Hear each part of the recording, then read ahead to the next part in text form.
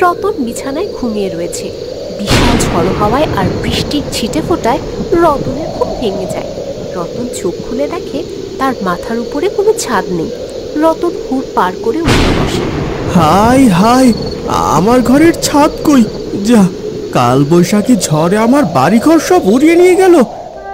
বিকেল বেলায় উঠানে রিফা তার জোনাকি বসে আছে তার দাদুর কাছে। তারা রেডিওতে বৈশাখ মাসের আবহাওয়ার খবর শুনছে। তখন রেডিও থেকে খবর আসে আগামীকাল থেকে কালবৈশাখী ঝড় শুরু হবে। আপনারা সবাই ঘূর্ণিঝড় মোকাবেলার প্রস্তুত নিন। বাহ, বেশ ভালোই হবে। স্কুলও ছুটি, ঝড় হলে তো আম কুড়তে পারবো। হ্যাঁ রে, ঠিকই বলেছিস। ঝড়ের মধ্যে আম কুড়ানোর মজাই আলাদা। ওরে পাগলের দল, এ কি সেই ঝড় যে তোরা বাইরে বেরিয়ে আম কুড়াবি?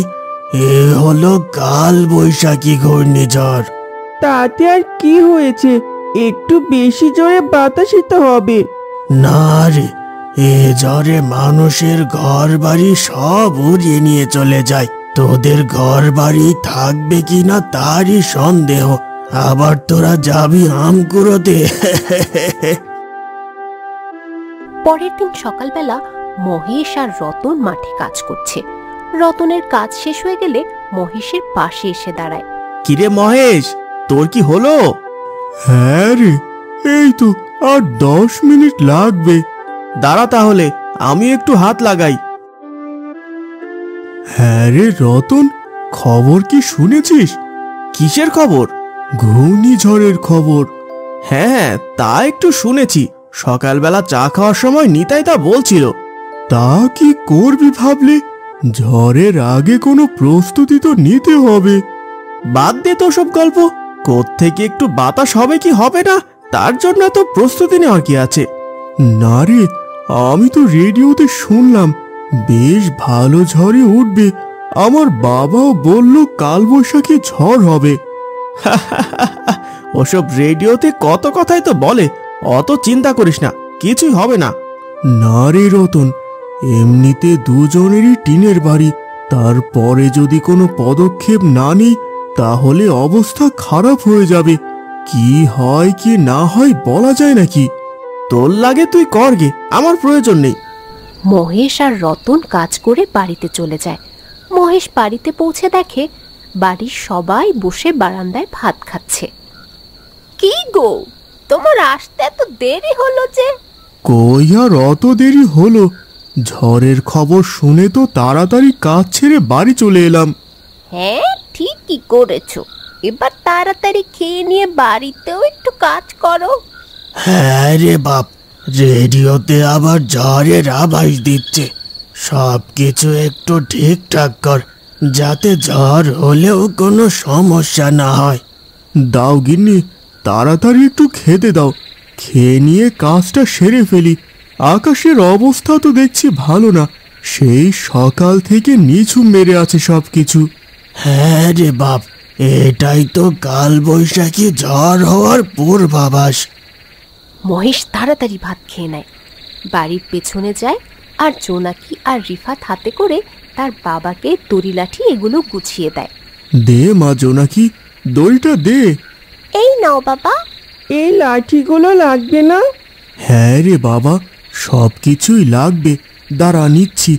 আগে দড়িগুলো ঘরের ডাবগুলোতে বেঁধে দিই, তারপরে লাঠিগুলো দিয়ে পুঁতে রাখবো।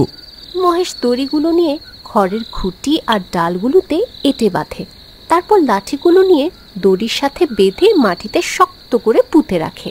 কাজ শেষ বাবা? হ্যাঁ রে বাবা, আপাতত কাজ শেষ। এবার আর ঘূর্ণিঝড় হলেও চালগুলো আর উড়ে যাবে না। মা তো ওইদিকে বাইরে সব কিছু গুছিয়ে ঘরে তুলছে। হ্যাঁ, তোর মা ঠিকই করেছে। ঝড়ের মধ্যে বাহিরে কিছুই রাখা উচিত না। বাবা, আমরা কি এবার ঝড়ে আম খুঁটবো না? না রে বাবা, ওই দেখ, আকাশে এখনই ঘন মেঘ হয়ে গেছে। চারদিকে কেমন অন্ধকার হয়ে আসছে দেখছিস? হ্যাঁ বাবা, তাই তো দেখছি। যা যা, দুজনেই হাত মুখ ধুয়ে ঘরে উঠে পড়। এক চুলও কিন্তু বাহিরে বের হবি না এই বাতাসের মধ্যে। রতন খেয়ে দিয়ে ঘরে ঘুমাচ্ছে। তার বউ তাড়াতাড়ি ঘরের বাইরে সব কিছু গুছিয়ে ঘরে এসে রতনকে ডাক দেয়। কি গো, এভাবে পড়ে পড়ে ঘুমাবে নাকি কিছু করবে? চুপ করো তো, মাঠ থেকে কাজ করে এসে ভীষণ ক্লান্ত, একটু শান্তিতে ঘুমোতে দাও। ঘরই যদি না থাকে তাহলে ঘুমাবেনি কোথায়? ঘর আবার যাবে কোথায়? কি পাগলামি গল্প শুরু করেছো? হ্যাঁ হ্যাঁ, পাগলামি গল্প তো। একটু উঠে বাইরে তাকিয়ে দেখো, আকাশ কালো মেঘে ছেয়ে গেছে, ঝড় এখনই উঠলো বলে। ধুর ধুর, এমন ঝড় এ মাসে প্রতিদিনই হয়, অত চিন্তা করো না তো। ঝড়ে যখন ঘরের চাল উড়িয়ে নিয়ে চলে যাবে তখন বুঝবে। আচ্ছা ঠিক আছে, যা বুঝার বুঝবো নে, এখন তুমি যাও তো। থাকো থাকো, তুমি এভাবেই পড়ে পড়ে ঘুমাও। আমি ওই উর্বশী ভাবিদের বাড়ি গেলাম, ঝড়ের মধ্যে আমি আর ওই নাটা করতে পারবো না।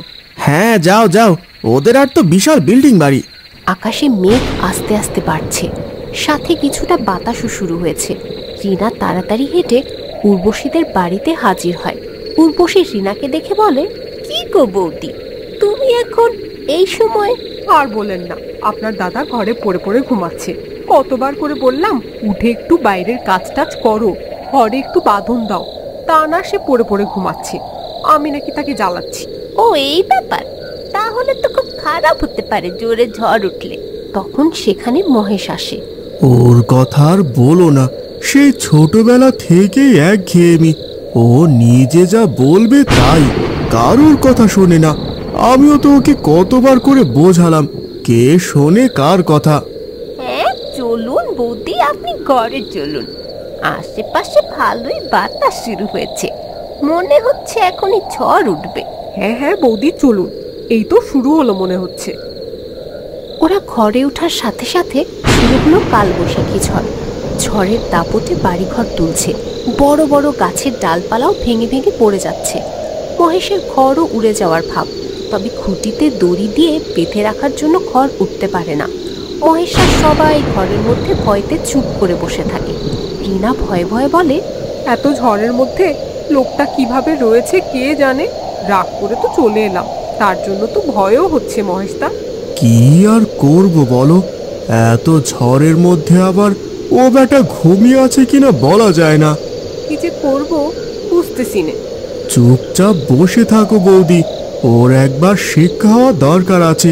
ও তো কোনো কিছুকেই কিছু মনে করে না, এবার বুঝবে ঝড়ের তাণ্ডবে কি হয়। কি বলো তুমি, মুখে শুধু অলক্ষণে কথা। তাছাড়া কি বলবো, ওর তো কোনো কথাতেই কাজ হয় না। আগাম ঝড় জেনেও তা মোকাবেলা করার জন্য কোনো কিছুই তো করলো না। রতন বিছানায় ঘুমিয়ে রয়েছে। বিশাল ঝড়ো হাওয়ায় আর বৃষ্টির ছিটে ফোটায় রতনের ঘুম ভেঙে যায়। রতন চোখ খুলে দেখে তার মাথার উপরে কোনো ছাদ নেই। রতন হুড় পার করে উঠে বসে। হাই হাই, আমার ঘরের ছাদ কই? যা, কালবৈশাখী ঝড়ে আমার বাড়িঘর সব উড়িয়ে নিয়ে গেল। হাই হাই, এখন আমি কি করব, কোথায় যাব? সকালবেলা মহেশ তো ঠিকই কথা বলেছিল, আমি অবহেলা করে ওর কোনো কথায় কান দিলাম না। গিন্নিটাও তো রাগ করে মহেশের বাড়িতে গিয়ে উঠেছে। উফ, যা গুছিয়ে বাড়িটা করেছিলাম তাও গেল। যাই যাই, এই ঝড়ের মধ্যে এখানে দাঁড়ালে পরে ডাক পড়ে তো মারা যাব। যাই, তাড়াতাড়ি যাই। রতন যখন বের হয়ে মহেশের বাড়িতে যাবে, তখন নিতাই দৌড়ে রতনের বাড়িতে আসে। রতন নিতাইকে দেখে বলে, কি করো নিতাইদা, তুমি ঝড়ের মধ্যে আমাদের বাড়িতে কেন? সে কথা আর বলিস নে, ছিলাম তো দোকানের ঝাঁপ বন্ধ করে দিয়ে ভাবলাম যে ঝড়টা এখানে কাটাই, ঝড় থামলে তারপরে বাড়িতে যাব। তা তুমি ঝড় থামার আগে এখানে চলে এলে কেন? আরে পুরো কথাটা তো আগে শোন। হ্যাঁ তাড়াতাড়ি বলো, এখানে দাঁড়ানোর সময় নেই।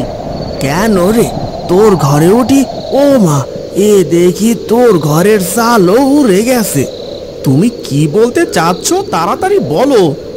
আমার সাথেও এই হয়েছে, তাই বলতে চাচ্ছিলাম। এখন দেখি বলে আর লাভ নেই, চল, তোর ওই একই অবস্থা।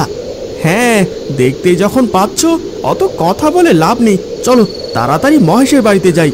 হ্যাঁ হ্যাঁ, তাই চল। এরপর নিতাই আর রতন মহেশের বাড়িতে যায়। ওরা দুজন বারান্দায় উঠে মহেশকে ডাক দেয়। কই গেলি রে মহেশ, আমাদের বাঁচা। ওই দেখেন মহেশদা এসেছে। ও আবার আমাদের বাঁচা বলছে কেন? ওর সাথে কি আবার আরো লোক আছে? তা এখানেই বসে কথা বলবে না আজকে দরজাটা খুলবে? হ্যাঁ, যাচ্ছি যাচ্ছি। মহেশ গিয়ে দরজা খুলে দেখে সামনে রতন আর নিতাই দাঁড়িয়ে রয়েছে। মহেশকে দেখে তারা দাঁত বের করে হাসে।